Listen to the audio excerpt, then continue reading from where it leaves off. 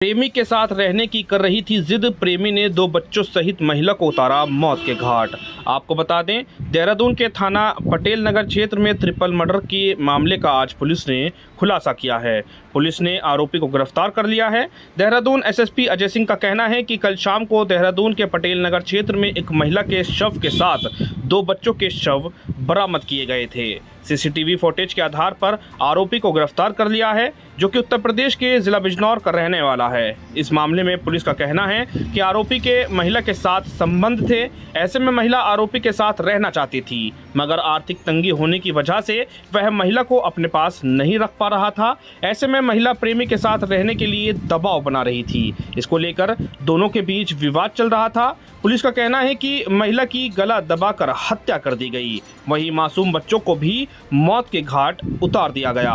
Police मामले की जांच कर रही है, जिसके चलते अब आरोपी को पुलिस ने गिरफ्तार कर लिया है। 25 तारीख की देर सायंस कंट्रोल रूम में सूचना प्राप्त हुई थी कि एक बड़ोवाला में एक नाला है जो फॉरेस्ट से लगा हुआ, वहाँ पर कुछ स्मेल सी आ रही है फाउल सी। इस सूचना पर पुलिस टीम पहुंची थी और वहाँ पर जब सर्च किया तो देखा वहाँ पर 2 डेड बॉडी मिली थी और चूंकि देर साय का वक्त था, 2 डेड बॉडी को रिकवर करके मॉर्चरी भिजवा दिया गया था। और घटनास्थल को सुरक्षित रखते हुए जो अगले दिन प्रातः वहाँ सर्च ऑपरेशन किया गया और फोरेंसिक की टीम और डॉग स्क्वाड को बुलाया गया, तो वहाँ पर एक बॉडी और महिला की रिकवर हुई थी जो कूड़े के अंदर दबा के रखी गई थी। काफ़ी सारा कूड़े का ढेर था वहाँ पर दबा के रखी गई थी। और इसके बाद यह घटनास्थल के निरीक्षण और जो वहाँ से कपड़े और अन्य सामान जो बरामद हुआ था, उससे स्पष्ट हो रहा था कि ये फैमिली एक ही फैमिली है और इसमें जो बच्चे हैं और जो मदर है वो कहीं ना कहीं एक ही परिवार से जुड़े हुए हैं और इनको कहीं ना कहीं हत्या करके या इस तरह करके डंप किया गया है। चूँकि घटना बहुत ही अति संवेदनशील थी, हर जगह इसमें हमने गुमशुदगी के लिए पूरे प्रयास किए कि कहीं गुमशुदगी पूरे हमारे जनपद में कहीं लिखी हो। इस तरह की आसपास के सर्वधी जनपदों में, खासकर जो हमारे वेस्टर्न यूपी के सब जगह हमारी ज़्यादा टीम व्यक्तिगत रूप से भेजी गई, लेकिन कहीं भी कोई इस तरह की गुमशुदगी जो मैच कर रही हो, जिसमें गुमशुदगी काफ़ी थी, महिलाओं की थी, बच्चों की थी, लेकिन कोई ऐसा मैच नहीं हो रहा था जो इस उम्र से मेल खा रहा हो।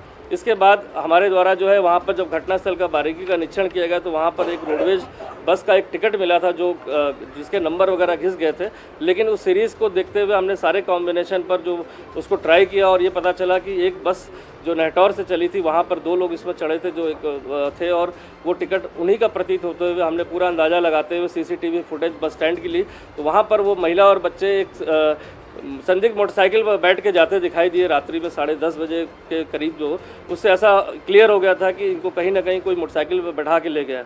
जो घटनास्थल था वहाँ पास ही में एक फैक्ट्री जहाँ पर 11-12 लोग काम करते हैं, जिनमें से एक व्यक्ति वहाँ पर पूछताछ में हमारी था जो नेहटौर बिजनौर का रहने वाला था। शक के आधार पर जब मोटरसाइकिल को मैच किया गया उसकी, तो पता चला ये मोटरसाइकिल उसी तरह प्रतीत हुई फुटेज में। और इसके बाद जब उसकी कॉल डिटेल और अन्य पूछताछ की गई तो उसके द्वारा इस समस्त घटनाक्रम को अपने द्वारा करना बताया और साथ ही ये भी बताया कि उसका मृतिका के साथ काफ़ी समय से संबंध था और उसका एक बच्चा भी अभी जो हुआ है रिसेंटली। और साथ ही साथ मृतिका चूँकि विडो है, उसने तलाक दे रखा है, वो बार बार उससे जिद कर रही थी देहरादून में अपने साथ रखने के लिए और साथ ही साथ खर्चे के लिए पैसे भी मांग रही थी, जिससे परेशान होकर वो काफ़ी परेशान था। जिसमें जो मुल्जिम का नाम इसमें हसीन आया जो रहने वाला नेहटौर का ही है। और जब मृतिका अपने बच्चों के साथ बस से पहुंची तो उसके दिमाग में था कि ये जो घटनास्थल है वहाँ पर सुनसान रहता है, 7-7:30 बजे के बाद वहाँ कोई एक्टिविटी नहीं रहती है। एक नाला है जहाँ पर बरसाती नाला है जो बरसात में बहता है, तो उसको लग रहा था डेड बॉडी को अगर यहाँ छिपा देते हैं तो बरसात में वो कहीं ना कहीं बॉडी बह जाएगी और पता नहीं चलेगा।